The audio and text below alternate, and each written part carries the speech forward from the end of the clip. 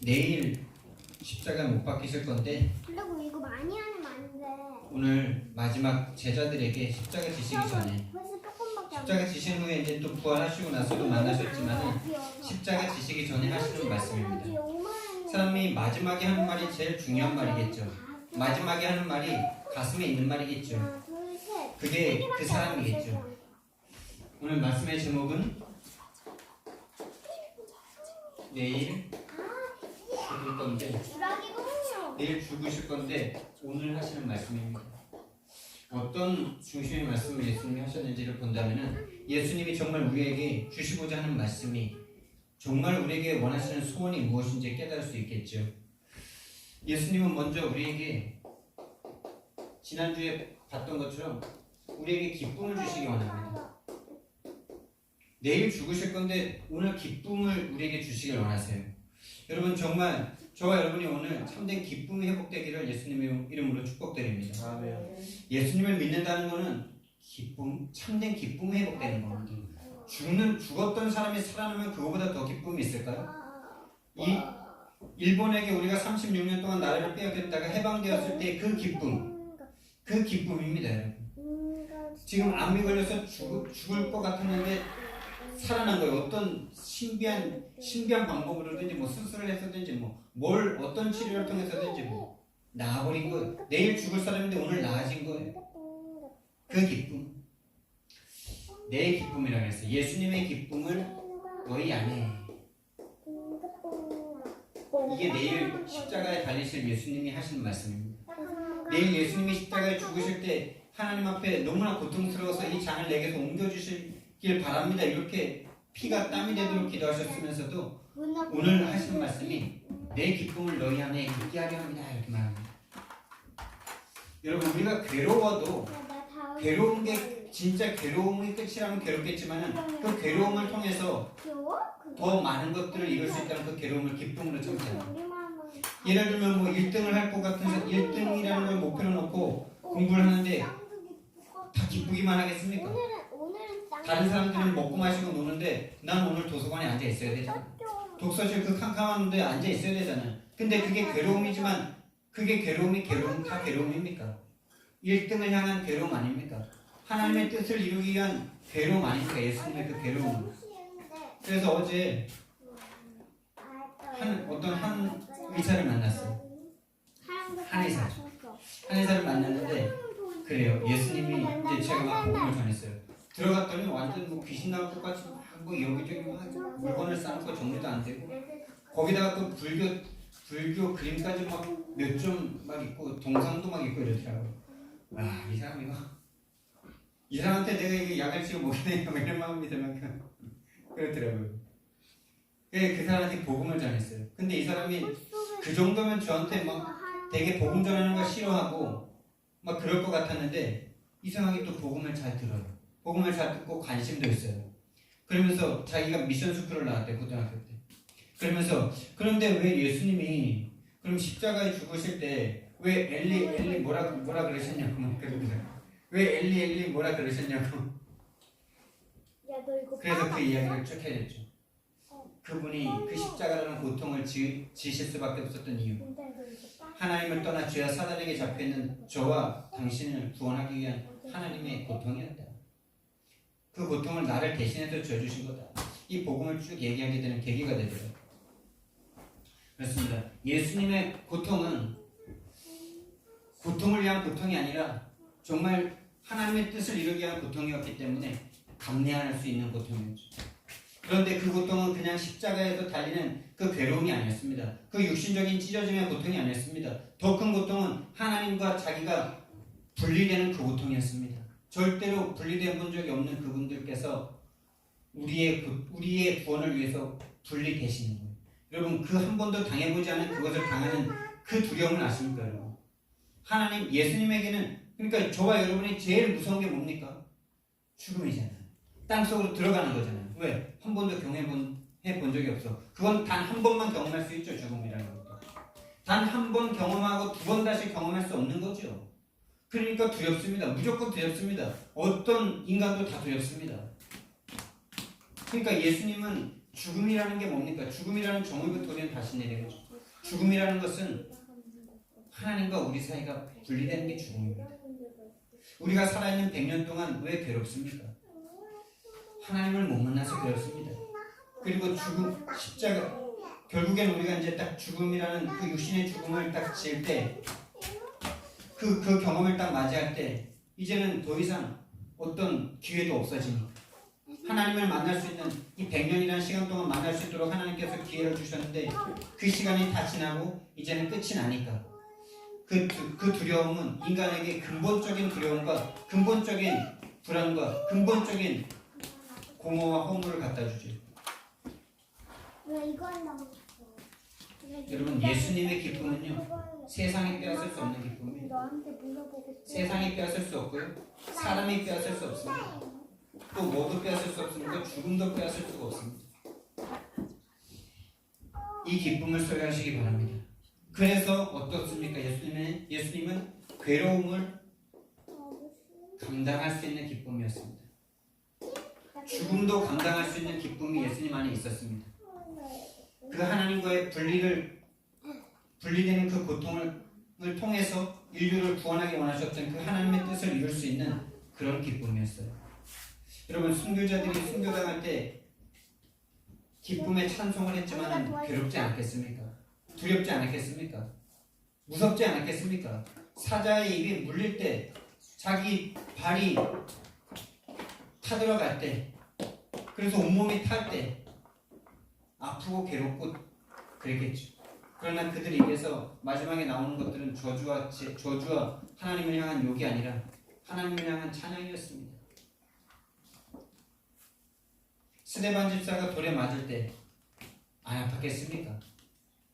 죽을 만큼 맞을 때 안 아팠겠습니까? 아팠겠죠. 그런데 그 얼굴이 해와 같이 빛났고 가장 마지막에 하는 말은 하나님을 찬양하는 말이었습니다. 주여, 저들이 하는 일을 저들이 모르니 저들의 죄를 용서해달라. 예수님과 똑같은 고백을 했죠. 여러분, 이 기쁨이 저와 여러분 안에 있다면 우리는 하나님의 일을 이룰 수 있습니다. 근데 저 기쁨이 한 번도 맞아본 적이 없다. 세상이 줄 수 있는 기쁨보다 더 큰 기쁨, 돈이 줄 수 있는 기쁨보다 더 큰 기쁨, 자녀와 부인과 남편과 부모가 줄 수 있는 것보다 더 큰 기쁨을 하나님으로부터 받아본 적이 없다면, 그 기쁨을 받아본 적이 없다면 여러분은 하나님을 못 만나시는 거예요. 그러면 절대 하나님의 일을 할 수 없어요. 왜? 사단은 그걸 알고 그것만 공격할 거니까. 여러분에게 더 기쁨을 주는 그것만 갖다 줄 거니까. 그걸로 공격하면 무너진다는 걸 아니까 그것만 공격하겠죠. 그래서 뭐 못하게? 하나님의 뜻을 못 이루게, 하나님의 계획을 못 이루게, 하나님과 함께하지 못하게 만듭니다. 여러분, 정말 여러분이 하나님 믿으십니까? 하나님 자녀 맞습니까? 세상이 줄 수 없는 그 평안함, 세상도 죽음도 그 어떤 것도 여러분에게 줄 수 없는 그 기쁨을 여러분이 맛보신 사람이라면 여러분은 하나님의 자녀가 맞습니다. 그게 없었습니까? 오늘 그거 체험하게 해달라고 기도하세요. 진짜입니다. 이거는 숨길 수 없어요. 그 기쁨을 가진 사람이냐 아니냐, 그 기쁨을 가진 사람은 어떻게 되는지 아십니까? 내가 하나님의 뜻보다 내 것을 위해서 막 달려가고 내 성공을 위해서 내 우상을 향해서 달려가다가도 그 기쁨을 맛본 사람은 다시 돌아옵니다. 왜? 내가 달려가는 그 내 것, 내 목표, 내 성공, 내 우상의 참된 행복과 기쁨이 없다는 걸 알게 되니까. 근데 그 기쁨을 맛본 적이 없어. 근데 이쪽으로 계속 가는데 여기도 기쁨이었어. 돌아옵니까? 안 돌아옵니까? 여긴 육신적인 기쁨이라도 있죠. 여긴 아무것도 없습니다. 돌아올 수 없습니다. 정말 그 기쁨을 맛본 사람, 정말로 예수님의 기쁨, 저 예수님이 소유하신 저 기쁨, 천국의 기쁨, 천국의 행복을 맛본 사람은 어긋났다가도 돌아오게 돼 있어요. 반드시 돌아옵니다. 왜? 참된 행복이 거기 있다는 걸 아는데 안 돌아옵니까?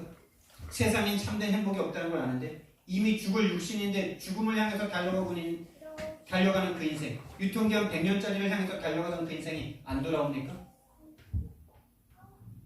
안 돌아올 수밖에 없는 거죠. 기쁨을 맛보지 못했으니까. 그래서 하나님의 꿈은 이 참된 기쁨을 회복시키는 겁니다.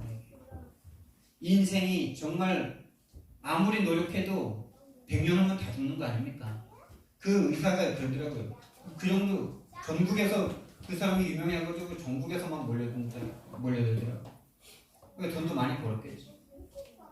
근데 그 사람 얼굴에 절대 행복이 없더라고요. 그렇게 막 어수선하게 해놓고 불교 그림 갖다 놓고 있길래 이 사람 분명히 집안에 정신문제 있겠다 싶어가지고, 근데 선생님은 똑똑하시고 돈도 많이 버셨는데 집안에 정신문제 있는 사람 때문에 힘들지 않습니까? 그러니까 대답을 안 하고 맞는 거죠. 그래서 내가 또 한 번 찔렀죠. 다른 사람의 정신문제 있든 없든 그건 문제가 아닌데 당신이 정신문제가 있고 행복하지 않지 않습니까? 그러니까 하는 말이 계속 반복적으로 하는 말이 그거예요. 사람이 마음먹기에 달린 거죠. 사람이 마음먹기에 달린 거죠.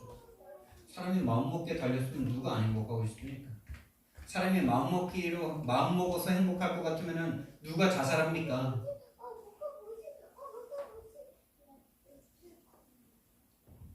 안 그렇습니까? 마음 먹은 대로 됩니까? 마음 먹은 대로 되면 왜 여기 계십니까? 청와대 가야지. 청와대가 또 행복합니까? 하나님의 꿈, 하나님의 24는 우리를 구원하시는 것입니다. 이 참된 기쁨을 회복하시는 것입니다. 회복 정도가 아니죠. 참된 기쁨을 재창조하시는 겁니다. 그래서 저와 여러분이 정말 응답받기 원하십니까? 여러분, 하나님의 성도들이 응답을 못 받고 있어요. 하나님이 응답 중 응답이 뭡니까? 또 응답을 왜 받아야 됩니까? 응답 못 받으면요, 아무리 믿음 좋은 사람도 3년 딱 지나잖아요. 기도를 해도 응답이 안 되잖아요. 그 사람은 마음이 냉랭하게 됩니다. 냉랭합니다. 하나님은 교회를 떠나면 벌 받을 것 같으니까 교회는 억지로 오는데 절대로 그 인생의 기쁨과 행복이 없어요. 응답을 못 받으면요, 다른 말로 하나님의 살아계심을 체험하지 못한다면, 하나님이 살아계신다고 말은 하는데 내 인생은 안 살아계신 것 같고, 하나님이 살아계시면 뭘 살아계셔? 내가 이렇게 힘든데, 이 생각을 딱 하고 있습니다. 정말 여러분, 하나님의 살아계심을 체험하고 싶고 응답을 체험하고 싶으십니까? 하나님을 내 것으로, 하나님을 내 계획 속으로 끌어들일 수는 없습니다. 왜? 하나님이 주인이고 내가 종이니까. 하나님이 창조주시고 내가 피조물이니까. 근데 창세기 3장에 빠진 인간들은 자꾸 내 거를 위해서 하나님을 들어오라고 그럽니다. 내 거를 이뤄달라고 자꾸 말합니다. 처음에는 철부지 어렸을 때는 다 들어주지요. 철이 찼을 때는요, 그런 자식은 때려야 됩니다. 정말 응답받고 하나님의 살아계심을 맛보고 싶습니까? 하나님이 역사하시는 곳으로 들어가시면 돼요. 하나님은 살아계셔서 지금도 역사하고 계시잖아요. 무엇을 위해서 역사하고 계십니까? 다 죽어있기 때문에, 다 사단에게 잡혔기 때문에 구원을 회복하시는 그 일을 하나님은 지금도 하십니다. 그 일 때문에 지금도 지구를 돌리고 계십니다, 여러분. 그래서 내가 이 속으로 들어간다. 내가 이 속으로 들어가길 원해서 기도한다. 이 속의 것을 위해서 내가 고민하고 갈등한다. 그 사람은 이미 응답 속에 있어요. 이미 살아계신 하나님이 오늘도 어떻게 역사하시는지가 나온다니까요. 근데 내 육신을 위해서, 내가 원하는 성공과 우상과 내 이름을 위해서 하나님을 끌어다 쓰려고 합니다. 응답 받을수록, 그 사람은 응답 받을수록, 응답 받으면 더 줘줍니다. 진짜 자녀면 거기에 하나님 응답 안 해주십니다. 때려서라도 참된 기쁨 속으로 들어오게 하시죠. 그래서 우리가요, 지난주에 우리가 다시 시작하자 이렇게 말씀을 드렸는데, 완전 초심의 마음으로, 완전 초심으로 돌아갑시다. 우리 지금 개척한 지 3년, 집에서 시작한 지는 3년, 4월부터 시작했으니까 3년 10개월, 6개월 정도 됐습니다. 설립한 지는 2년 2개월 넘어가고 있습니다. 근데 여러분, 개척하고 몇 년 지난지가 중요합니까? 언제든지 새롭게 시작할 수 있는, 언제든지 올바른 길로 들어가서 올바르게 시작할 수 있는 그 사람이 자립으로 가는 겁니다. 개척해서 7, 8년 지나서 지금도 그거를 벗어나지 못해서 괴로워하는 사람들이 너무나 많습니다.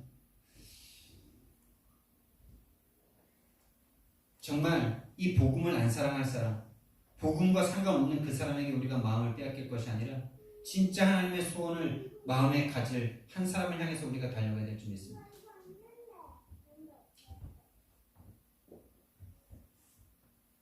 완전 초심으로 돌아갔어요. 정말로 하나님이 원하시는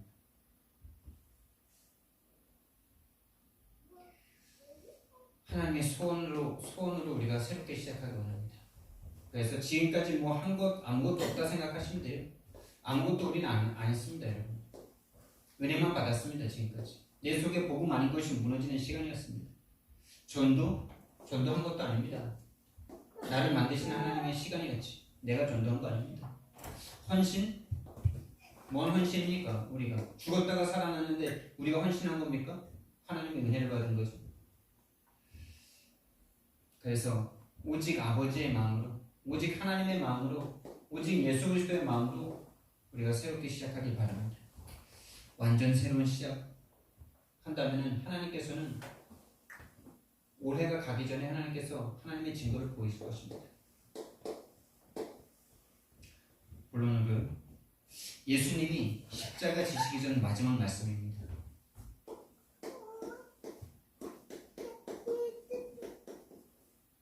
십자가 지시기 전에 마지막으로 어떤 말씀을 하셨는가 본다면 정말 예수님이 우리에게 주고자 하시는 것이 우리에게 느껴질 겁니다. 그것은 다른 것이 아닙니다. 지난주에도 봤지만요. 먼저 예수님께서는 이렇게 말씀하셨어요. 하나님께서 나를 세상에 보내신 것처럼 이렇게 말씀하십니다. 나를 세상에, 하나님께서 나를 세상에 보내신 것처럼 나도 너희를 보낸다. 나도 너희를 세상에 보낸다. 여러분, 이게 예수님께서 마지막에 하신 말씀이에요. 여러분, 이게 우리의 정체성입니다. 우리가 이제 구원받고 정말 이 세상이 마귀가 지배하고 있는 세상이고 살아있는 동안에 고통이 많지 않습니까? 그렇다면 우리는 빨리 천국에 가면 좋은데 하나님께서 우리를 더 살게 하시는 이유가 있겠죠. 그게 우리의 정체성입니다. 그게 우리의 삶의 이유입니다. 이게 안 받아진 사람은 절대로 응답받을 수가 없죠. 왜? 우리가 더 살아서 해야 될 일이 하나님과 안 맞는데요. 이미 시작 자체가 하나님과 안 맞는데요. 예수님이 이 땅에 오신 것처럼 우리를 세상에 보내길 원하십니다. 저와 여러분을 통해서 다른 사람을 구원하기를 원하십니다. 그 말씀이 20절에도 나오지 않습니까? 내가 비옵는 것은 이 사람들만 위함이 아니요 또 그들의 말로 말미암아 나를 믿는 사람들도 위함이다. 전도를 말씀하시는 거죠. 우리를 통해서 다른 사람이 예수 믿게 되는 것을 염두에 두고 하시는 말씀이죠. 그들과 함께 이 기쁨을 누리라는 거죠. 세상이 줄 수 없는 기쁨, 육신이 줄 수 없는 기쁨, 돈으로 얻을 수 없는 그 기쁨, 죽음도 막을 수 없는 그 기쁨. 여러분, 죽음을 넘는 기쁨이 아니라면 죽음 속에 다 모든 것이 묻혀버릴 거 아닙니까? 그러니까 그분이 석가모니를 믿는데, 그래서 제가 중요한 말을 했죠. 그분의 그 의사에게. 석가모니는 사람입니다. 아무리 훌륭하고 아무리 훌륭한 도를 깨달았어도 그 사람은 사람입니다. 근데 예수님은 하나님이십니다. 그래서 그분만 죽음을 이기실 수 있는 분이십니다. 그분만 죽음을 해결하실 수 있는 분이십니다. 석가모니가 아무리 훌륭한 걸 깨달았어도 그도 또한 똑같이 죽어서 흙으로 돌아간 사람입니다. 예수님은 부활하셨습니다. 죽음을 사망시키셨습니다. 그게 아니면 우리가 예수님 믿을 필요 없죠. 그게 아니면 예수님 믿을 필요 있습니까? 똑같은 사람 중에 훌륭한 사람이면 내가 훌륭하게 되면 될 거 아닙니까? 그 사람도 인간이고 나도 인간인데 좀 깨달았다고 그 사람 믿어야 됩니까? 내 죽음을 해결해 줄 수도 없는데, 본인의 죽음도 해결할 수 없는 인간인데.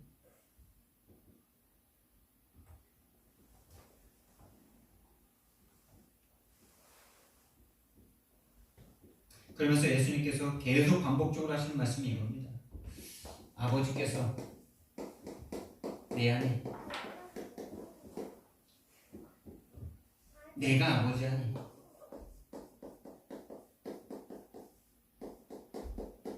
이게 가능합니까? 내가 아버지 안에 있는데 아버지가 또 내 안에 있어.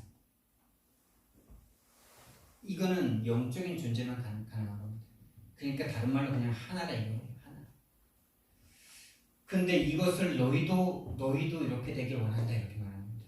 너희도 하나가 되길 우리가 하나가 되는 거 이전에 하나님과 예수님과 우리가 하나 되길 원한다는 거예요. 내가 아버지 안에 있고 아버지가 내 안에 있는 것처럼 너희들도 아버지 안으로 들어가고 아버지가 내 안에 있고. 이걸 계속 말씀하세요. 왜요? 그게 원래 인간이니까. 그게 하나님이 인간을 지으신 이유니까요. 내가 그들 안에, 아버지께서 내 안에.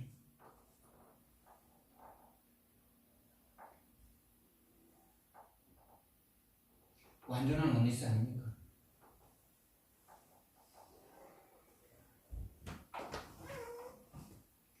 이 기쁨이 바로 예수님이 말씀하시는 기쁨입니다. 예수님이 하나님 아니, 하나님이 예수님 아니. 계속 말씀하시죠. 21절부터 23절까지. 뭘로 이걸 더 표현하겠습니까? 이건 뭐 이론으로 표현할 수 있겠습니까? 이것 때문에 하나님 예수님은 죽어도 괜찮은 거예요. 이게 바로 영생입니다. 이게 바로 하나님과 예수님을 아는 것입니다. 하나님과 예수님이 아는 것. 아버지가 예수님을 알고 예수님이 아버지를 아는 것. 우리가 예수님을 아는 것. 우리가 하나님을 아는 것. 바로 이 아닙니다. 지식이 아니에요. 하나 되는 거예요. 그분과 하나 되는 거예요. 이거는 뭐 이론으로 더 설명이 안 됩니다. 우리가 성령을 어떻게 합니까? 여러분이 성령이 계시는 걸 여러분이 어떻게 합니까? 제가 여러분 안에 성령이 계십니다. 이렇게 말하니까 여러분이 아멘 하니까 압니까? 성경에서 말해주니까 압니까? 성경에서 뭐라 그랬냐? 너희 안에 계시기 때문에 안다. 이렇게 말씀하셨어요. 너희 안에 거하시고 계시기 때문에. 여러분 안에 안 계시면 모릅니다. 지식으로 들어서 아는 게 아닙니다. 절대로 그렇게 할 수 없습니다. 여러분 안에 계시기 때문에 압니다. 하나님이 여러분 안에 계십니다. 그 하나님이 계신 사람은 반드시 세상으로 갈 수가 없어요. 세상의 것을 꿈꿀 수 없어요. 이렇게 꿈꾸다가도 돌이킵니다. 그러면서 예수님께서 뭐라고 말씀하시냐? 아버지께서 창세전부터 나를 사랑하셨다 이렇게 말합니다.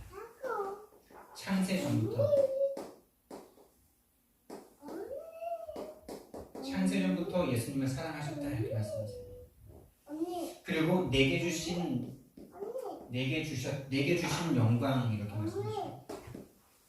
근데 제가 이 설교를 이 본문을 보면서 그래 과연 예수님이 하나님을 사랑한 건 알겠어요. 그래서 십자가를 지시기까지 사랑하셨잖아요. 하나님의 뜻을 위해서. 근데 하나님이 예수님을 사랑했다라는 부분에 대해서 내가 하나님께 질문을 했어요. 하나님이 예수님을 어떻게 사랑하신 겁니까? 이 부분 여러분 한번 질문 되지 않습니까? 하나님이 예수님을 사랑하셨대요. 사랑했다는 걸 우리는 알아요. 들어왔어요. 그분들은 서로 사랑한다는 걸 들었어요. 그리고 아버지가 자식을 사랑하는 게 당연하잖아요. 근데 그분을 십자가에서 죽게 하셨어요. 인류의 구원을 위해서, 우리의 구원을 위해서. 그랬을 때 하나님 어떻게 사랑하신 겁니까? 이런 생각이 드는 거예요. 어떻게 사랑하신 겁니까? 아들을 죽음의 자리로 내몰으셨는데 그 사랑을 뭐라고 말할 수 있습니까? 근데 예수님의 그 부활 후의 고백을 보면요. 마태복음 28장 18절 말씀에 하늘과 땅의 모든 권세를 내게 주셨다 이렇게 말하죠. 여러분 이 예수님의 권세 정말 저와 여러분이 체험해야 되는 거 아닙니까? 자 보세요. 하늘과 땅의 모든 권세라 그랬어요. 그러면 십자가 지시기 전에는 하늘과 땅의 모든 권세 예수님께 없습니까? 창조주인데? 네? 이게 비밀이죠. 하늘과 땅의 모든 권세를 하나님이 사실은 다 가지신 분이시죠. 그런데 이 땅에 이 어마어마한 광활한 이 우주에 단 하나 지구에 전과 같은 지구에 인간을 생명을 창조하셨어요. 그리고 그 인간을 너무나 사랑하셨어요. 거기에 하나님의 형상을 주셨어요. 율성을 말하는 거죠. 오직을 말하는 거죠. 근데 그 모든 것을 준 인간, 하늘과 땅의 모든 하늘의 권세는 주지 않았지만 땅의 모든 것을 다스리고 정복할 수 있는 권세를 인간에게 주셨어. 그러니까 땅의 권세를 인간에게 주신 거죠. 그 준 땅의 권세를 누구에게 빼앗겨 버렸습니까? 마귀에게 갖다 줘버렸잖아요. 그래서 땅의 권세가 마귀에게 딱 가버리지 않습니까? 마귀가 세상 임금 아닙니까? 이 땅의 권세를 죽으심으로 말미암아 마귀를 박살내시고 이 땅의 권세를 회복시키십니다. 여러분, 정말 마귀가 두렵습니까? 귀신이 두렵습니까? 두려운 존재가 아닙니다. 오직 예수 그리스도께서 그 마귀를 꺾으셨습니다. 여러분, 이 그리스도의 이름을 우리는 한번 경험해 봐야 돼요.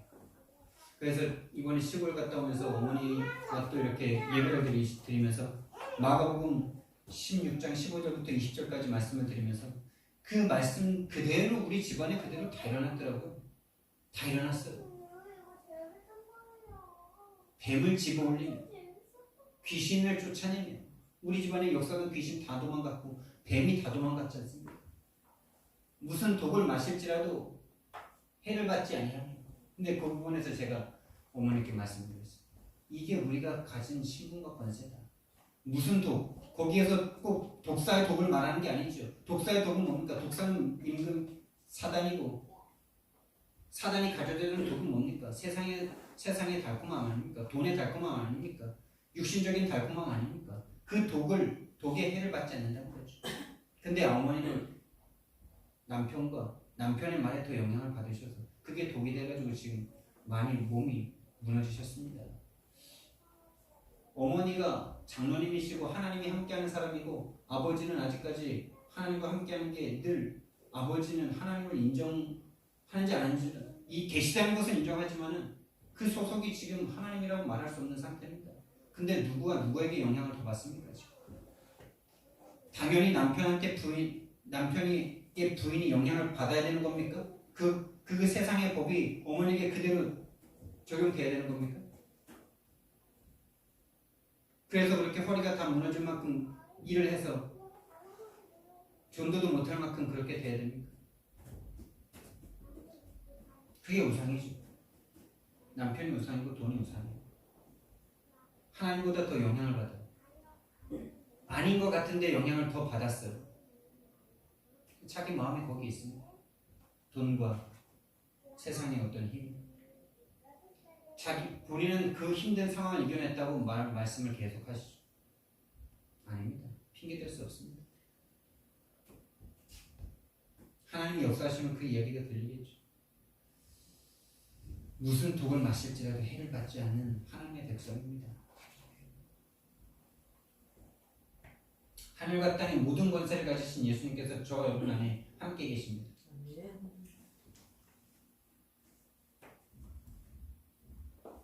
예수님은 이 상태, 아버지와 우리가 하나 되는 이 상태를 회복하기 위해서 십자가를 이것을 회복하기 위해서 창조주가 예수님은 창조주입니다. 요한복음 1장 3절 말씀 모든 만물이 그로 말미암아 지은 바 되었으되 그가 없이는 된 것이 하나도 없다. 골로새서 6장 15절 16절 17절 말씀 만물이 그에게서 비롯되었다. 그를 위하여 창조되었다. 그 창조주가 이것을 회복하기 위해서 십자가를 져야 할 만큼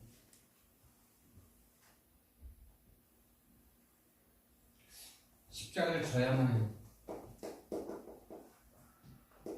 인간의 상태가 있는 거죠. 여러분, 인간의 참된 기쁨을 회복하기 위해서 창조주가 십자가를 져야만 하는 이유가 무엇입니까? 창조주이신 예수님께서 십자가를 져서 회복하려는 그 상태가 어떤 상태입니까? 하나님이 함께하는 상태입니다. 임마누엘입니다. 원리스입니다.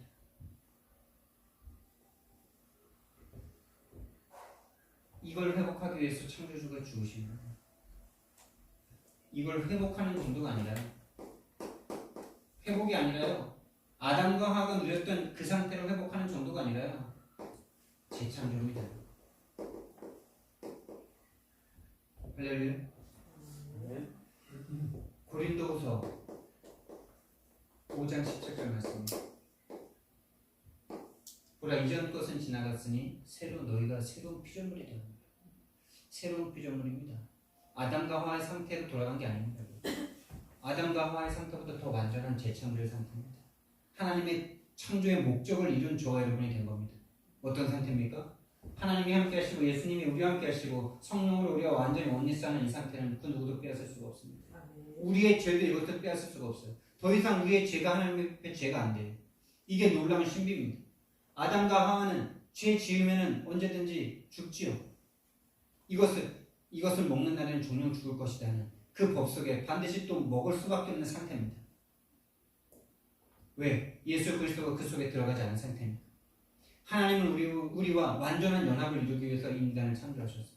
그것을 받아들이고 선택하고 믿으려는 사람들과 완전한 원리스를 위해서 하나님은 지구를 시작하신 겁니다. 생명을 시작하신 겁니다. 그게 하나님의 목적이었습니다. 아담과 하와를 영원토록 변하지 않도록 죄짓지 않도록 노심초사하면서 그렇게 데려가려는 그 목적이 아니라 인간은 하나님이 함께하지 못하면 연약해서 하나님의 말씀을 어길 수밖에 없다는 상태를 아담과 하와를 통해서 보여주시고 구약을 통해서 보여주시고 선지자 제사장 왕이 아니면 해결할 수 없는 인간의 상태를 보여주시고 그 모든 것을 한 번에 이루신 예수 그리스도를 통해서 위드 인만의 원리스를 회복하시는 참된 재창조, 인간의 거듭남, 이걸 회복하기 위해서, 이걸 재창조하기 위해서 예수님이 십자가를 지셔야만 했던 것입니다. 저와 여러분이 받은 축복이 어마어마하죠. 아담과 하와가 누렸던 축복보다 훨씬 상상도 할 수 없는 겁니다. 그들은 언제든지 죄를 지으면은 어떤 사람은 그러더라고요. 그 선악과 따먹은 게 너무 짧다는 거예요. 그럼 1000년 후에 따먹으면 괜찮습니까? 만년 후에 선악과 따먹으면 좀 만년 동안 좀 늘었으니까 괜찮은 겁니까? 상징입니다, 상징. 인간은 따먹을 수밖에 없고 따먹으라고 주신 거예요. 따먹을 수밖에 없다는 상태를 보여주신 거예요.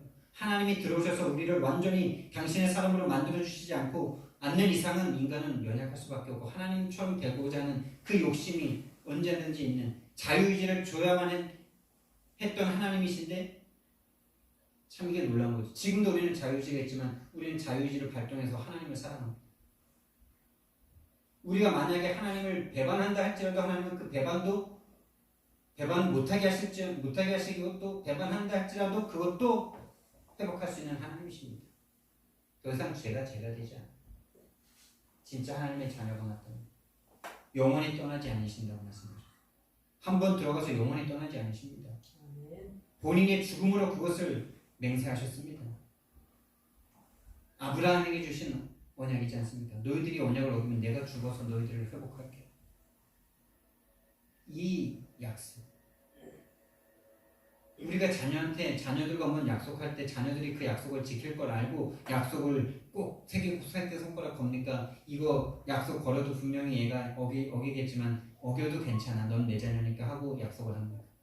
근데 왜 약속을 계속합니까? 알라는 거죠. 이게 얼마나 중요한 건지. 그리고 너희들이 이 약속을 어길 수밖에 없는 연약한 존재지만 그래도 아빠가 엄마가 너희들을 용서하는 존재예요. 이런 걸 계속 배우는 거 아닙니까? 안 그래요? 여러분의 자녀가 아직 어린데 커스터드 악해가지고 분명히 약속을 못 지킬 걸 알면서 자식이 약속 못 지킬 걸 알면서 약속 지키잖아요. 그 약속 못 지켜도 내가 다 갚아줄게. 이런 마음으로 약속하는 거 아닙니까? 그게 하나님의 언약입니다. 따먹어봐라 내가 너희들 가만두는 이 마음으로 하나님이 하신 게 아닙니다. 하나님이 대신 죽을 걸 예비해 두고 약속을 하신 거예요. 그래서 여러분 이렇게 하나님이 오셔서 창조주께서 오셔서 십자가를 지셔야만 하는 인간의 실존은 어떤 상태입니까? 인간의 실존은 어떤 상태입니까? 사단에게 완전 장악된 상태입니다. 안 그러고 싶은데 이미 신분이 마귀 자녀예요. 요한복음 8장 44절. 이미 죄를 지어서 죄가 죄인이 아니라 죄인이기 때문에 죄가 나옵니다. 이 이야기를 초등학생들이 알아듣더라니까요. 맞죠, 윤행 집사님? 지금 어린이공원에 가서 애들한테 2명 교회 다니고 나머지 한 4-5명은 교회를 안 다니는 애들인데 너희들이 왜 악하다고 생각하냐? 애들이 악하대. 자기가 어떤 애는 또 교만하게 막 난 착한데 막 헛소리 하던데 그냥 무시했는데 너희들이 왜 악할 수밖에 없냐? 너희들이 악한 행동을 해서 죄인이 아니라 죄인이기 때문에 악한 행동이 나오는 거다. 이렇게 하는 말하니까 얘가 한 명이 꾸덕꾸덕 막 그래요. 애들이 알아듣더라니까요. 여러분, 죄 사단에게 장악돼서 그 신분 자체가 마귀 자녀예요. 그러니까 죄인이기 때문에 죄가 나와요. 나올 수밖에 없어요. 로마서 3장 23절 모든 사람이 죄를 범했으니 하나님의 영광에 이르지 못하더니 이 죄로 인해서 죽음이라는 게 들어오지 않았습니까? 죄의 삭은 사망이다. 그래서 죽음이 가장 저주와 재앙이에요. 가장 저주와 재앙이 뭡니까 여러분? 죽음 아닙니까? 아무리 열심히 살아도 아무리 건강해도 다 죽지 않습니까? 그게 저주와 재앙입니까? 왜요? 사단에게 장악되어 있어요. 그래서 죄를 지을 수밖에 없어요. 죄인이 이미 죄인이에요.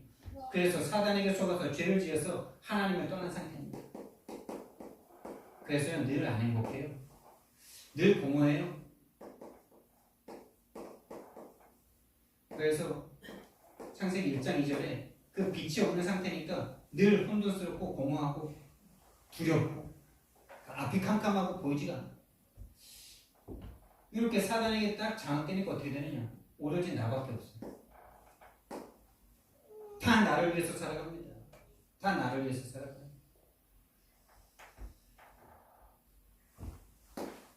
그래서요, 많은 사람들이 교회를 다니면서도 하나님을 믿으면서도 나로 돌아가가지고요, 내가 하나님 앞에 영광 돌린다 하면서 막 내가 공부 잘해서 하나님께 영광 돌린다. 내가 좋은 대학교 가고 내가 돈 벌어서 내가 높은 자리에 올라가면 하나님이 영광 받으니까. 내가 저 상을 받으면 하나님이 영광 받으니까.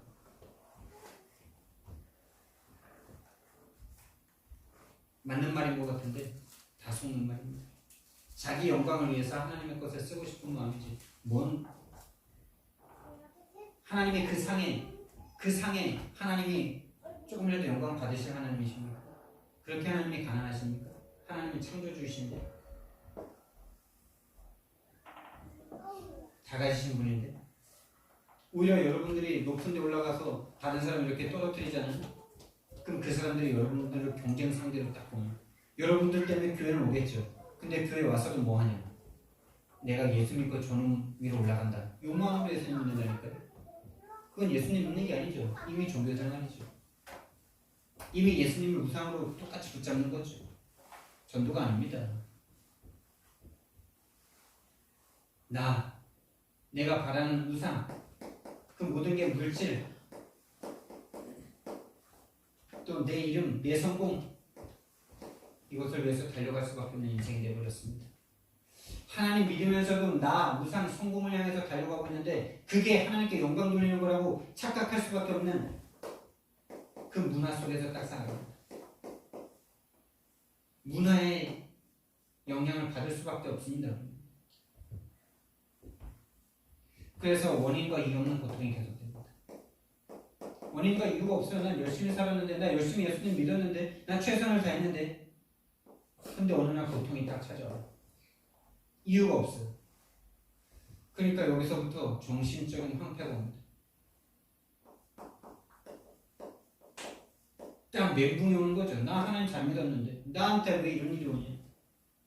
나 하나님 잘 믿었는데 나 하나님 잘 믿으려고 섬겼는데 왜 나에게 질병이 오고 왜 나에게 실패가 오고 나에게 왜 이런 문제가 찾아오냐? 정신이 완전히 답을 못 찾으니까 이유와 원인이 없으니까 정신이 완전히 가버립니다. 미쳐버립니다. 돌아버립니다. 그러니까 우상숭배 더합니다. 다른 우상숭배합니다. 좀 없는 사람들은 점과 굿 이런 미신을 찾아가고요. 어떤 사람은 또 다른 거에 집착하고요. 중독에 빠지게 됩니다. 그러니까 다람쥐 쳇바퀴 돌듯이 그냥 계속 악순환이 반복됩니다. 그러니까 당연히 삶이 무너질 수밖에 없습니다. 삶이 무너집니다. 귀신이 그 인생을 딱 잡는 순간 삶은 완전히 끝납니다. 규모도 사라지고요. 참된 소망도 사라지고요.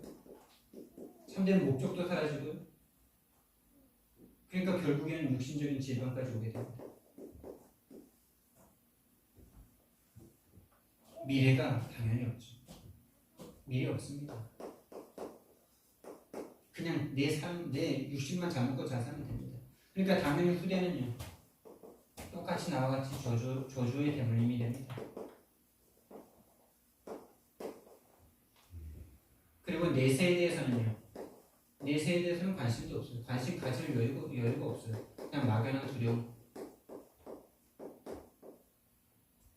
두려움만 딱 갖고 살아갑니다. 하나님을 떠난 인간의 실존입니다. 아무리 철학을 하고 뭐 찾으려고 해봐도요. 요걸 모르는 이상은 절대 인간을 찾을 수 없습니다. 찾는다고 찾아보십시오. 그게 인간이고. 죄인인 인간을 모르는데, 죄인이기 때문에 죄가 나온다는 걸 모르는데, 하나님을 떠난 상태를 모르는데, 이 상태를 회복하기 위해서, 이 상태를 끝내기 위해서 예수님이 십자가를 지셔야만 했던 겁니다. 여러분 정말 이 불신자의 상태, 이 불신의 상태가 보이십니까? 정말로 예수님이 이 상태를 끝나기 위해서 예수님이 십자가에서 죽으신 게 정말 믿어지신다면요. 정말 믿어진다면 그 사람은 이게 변합니다. 절대 가치. 변화 안 온다면 그 사람은 거짓말이죠. 안 믿은 거죠. 왜 절대 가치가 변할 수밖에 없습니까?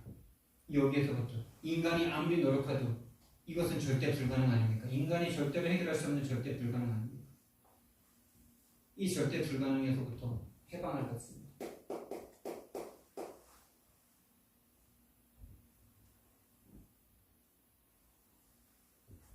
이 사단의 권세에서, 죄의 권세에서, 지옥의 권세에서 해방됩니다. 저 도저히 이길 수 없던 그 존재로부터 승리하게 됩니다. 우리 인생에 정말 참된 길을 찾을 수 없던 거기에서 길을 찾습니다. 이 예수 그리스도 안에서 참된 해방과 참된 승리와 참된 길을 찾으니 정말 참된 자유가 뭔지 맛봅니다. 참된 힘이 뭔지 알게 됩니다. 참된 행복이 뭔지 알게 됩니다. 이것을 십자가에서 예수님께서 이루었다는 사실을 알게 되는데요.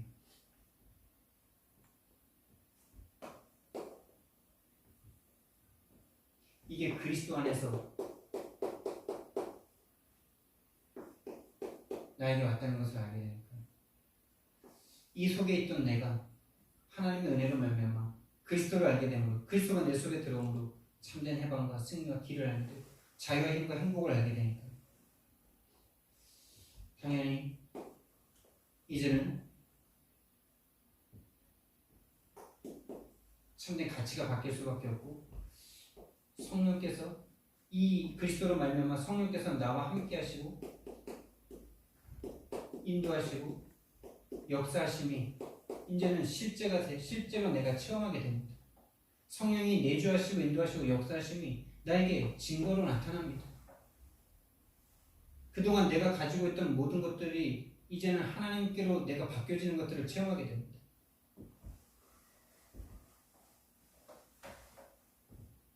내 인생을 잡고 있던 더러운 흑암들이 사단이 결박되고 하나님의 종들인 천사가 우리를 도우라고 파송됩니다. 그리고 이제는 천국 백성이 됐어요. 천국을 소유하게 됐어요. 천국을 소유한 거죠. 그 예수님이 천국이니까. 그리고 이제 우리는 그저 육신을 위해서 살다가 죽은 인생이 아니라 영원한 축복을 받을 전도자가 되었습니다. 성령 안에서, 하나님 안에서 우리가 그리스도로 말미암아 우리 참된 인생의 길도 모르고 정말 뭔가에 묶여서 죽음이라는 두려움 속에서 살아갈 수밖에 없던 우리들을 참된 승리하게 하신 이 그리스도로 말미암아 우리에게 완전히 신분과 권세를 딱 알게 되니까 절대 가치가 변할 수밖에 없는 거죠.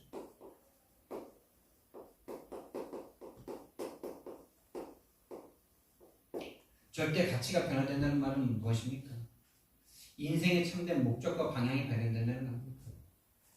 그저 육신을 위해서, 나를 위해서, 성공을 위해서, 내 이름을 위해서, 내 가족을 위해서 살아가던 인생이 인생의 참된 목적과 방향이 달라지는 것입니다. 목적과 방향이 달라지니까 우선순위가 달라지는 거죠. 우선순위가 달라집니다, 여러분. 그리고 우선순위가 달라질 뿐만이 아니라 내가 지금까지 살아왔던 모든 내 인생의 어떤 성공을 위해서 사용했던 모든 방법들, 그러니까 인생을 살아가는 수단과 방법들, 이것도 당연히 바뀌겠죠. 그전에는 어떻게 해서든지 잔머리를 써가지고 어떻게 해서든지 내 뜻을 이루기 위해서 살았다면 이제는 기도 외에는 기도가 가장 큰 방법이에요. 기도보다 더 큰 방법은 없구나. 내가 수고하고 애쓰는 것보다 하나님께서 역사하시면 다 끝나구나. 이거가 믿어지는데 수단과 방법이 안 바뀌어집니까? 기도에 대해서 아무런 믿음이 없다면 그 사람은 경험한 게 아니죠. 그래서 결국에는요, 전 인격적인 변화가 없는 거예요. 전 인격적 변화입니다.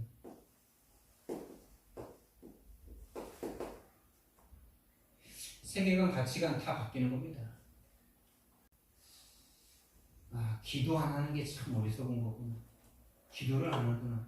사실적인 실제적인 믿음이 나에게 없었구나. 내가 하나님을 믿는다 하면서 믿지 않았구나. 왜 기도 안 하냐? 안 믿어서 기도 못 합니다. 하나님이 내 거 수학은 내가 해야지 이렇게. 수학은 하나님은 어떻게 하시? 이게 사실적인 믿음이었어요. 이 일은 내가 이렇게 해야지. 하나님을 수학보다도 안 믿습니다. 죄송합니다. 수학이 너무 많이 가지고 다른 모든 걸 말하는 거예요. 다른 모든 거. 그래서 우리는 점검하셔야 돼요. 나는 여러분이 무엇에 시험 드십니까? 여러분이 시험 들고 갈등하고 무엇 때문에 진짜 결국엔 갈등과 고민 이런 걸 통해서 결국엔 여러분이 시험 드는 거 아닙니까? 맞죠? 여러분이 시험 들어버리면 끝나는 거 아닙니까? 교회에 시험 들어버리면 끝나는 거 아닙니까? 사단이 그 시험 딱 들게 만들지 않습니까? 근데 여러분이 시험 드는 그 모든 내용이 무엇입니까? 여러분이 나 시험 들었어 라고 말할 때 그 시험, 여러분이 나 갈등이 지금 있어 라고 할 때 그 갈등, 결국엔 내 것 때문이 아닙니까? 여러분이 바라는 우상과 물질, 또 내 성공과 내 유익, 이것 때문이 아닙니까? 여러분이 시험 드는 내용을 한번 잘 살펴보세요. 정말로 하나님의 것 때문에 여러분 시험 드십니까? 여러분 전도가 안 되는 것 때문에 시험 드신 적 있습니까?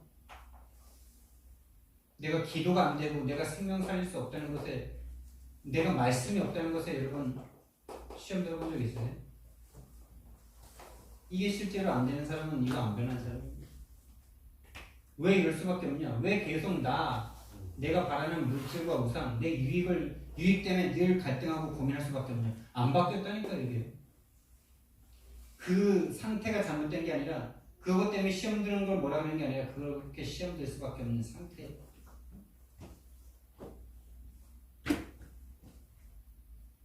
여러분 이게 진짜 1, 3, 8로 바뀌어지기 원합니다. 우리의 고민이 요 속으로 들어가기 원합니다. 여러분 진짜 이것 때문에 우리가 함께 고민했으면 좋겠습니다. 그래서 실제적인 전투를 이제 우리가 하셔야 됩니다. 실제적인 전투가 뭐냐? 1-1-1-3입니다. 1을 제가 하나 뺐더라고요. 여러분 1-1-1-3 계속 포럼 올려주세요. 좀 바쁘고 이러면 못 올릴 때도 있는데 그래도 계속 올리세요. 여러분 이게 어떤 의무가 아니라 실제 기도가 되시길 바랍니다. 하나님, 내가 오늘 하루를 살아가는데 진짜 24시간이라는 걸 하나님께서 나에게 주셨는데 내일 모레 내가 어떻게 될지 모르는 우리 인생들 아닙니까? 오늘 하루도 죽어가는 사람이 얼마나 많습니까? 애기 낳다가도 죽고 태어나다가도 죽고 교통사고로 30명 이상이 죽고 자살로 38명이 죽고 수없이 많이 죽어갑니다. 그런 불행이 저와 여러분에게 닥치지 말라는 법 있습니까? 닥치지 말라는 법 있습니까? 근데 내가 오늘 24시간을 살아가는데 오늘 하루 나를 통해서 이 어마어마한 복음 들을 수 있는 한 사람은 아닐 거예요. 이 복음을 전할 수 있는 한 사람. 내가 오늘 거기에 관심이 있도록 합니다. 그리고 한 주 동안에 최소한 한 명이라도 내가 받아서 구원받으니 하나님이 나를 위해서 죽어주신 이 복음을 누군가의 마음속에 영접할 만큼 들려주길 바라고 영접할 사람을 만나게 해달라는 진실한 기도를 해보세요. 매달 하나의 이 영접하고 끝나는 사람이 아니라 정말 이 복음을 더 듣고 싶어하는 사람, 자신의 가정을 열고 나를 초대할 수 있는 사람, 이 복음 전해달라고 나를 초대할 수 있는 사람, 자신의 시간과 장소를 낼 수 있는 사람, 또 내가 초청하면 올 수 있는 그 사람. 그래서 3달에 한 명과는 내가 진짜 함께 교회에서 예배드릴 수 있는 사람 만나게 해달라. 진짜 이 제자와의 만남, 이 친구와의 만남, 이 정말 영적 형제와의 만남을 허락해달라고 진실하게 기도했어요. 기도라니까 이게 기도 제목입니다. 이 기도하는데 하나님이 다른 기도 다 채워주시면 어쩌랍니까? 하나님은 그렇게 하겠다고 약속해 주셨습니다. 사랑의 하나님, 은혜와 사랑을 감사를 드립니다. 주는 그리스도시요 살아계신 하나님의 아들이십니다. 이제 예수님께서 내일이면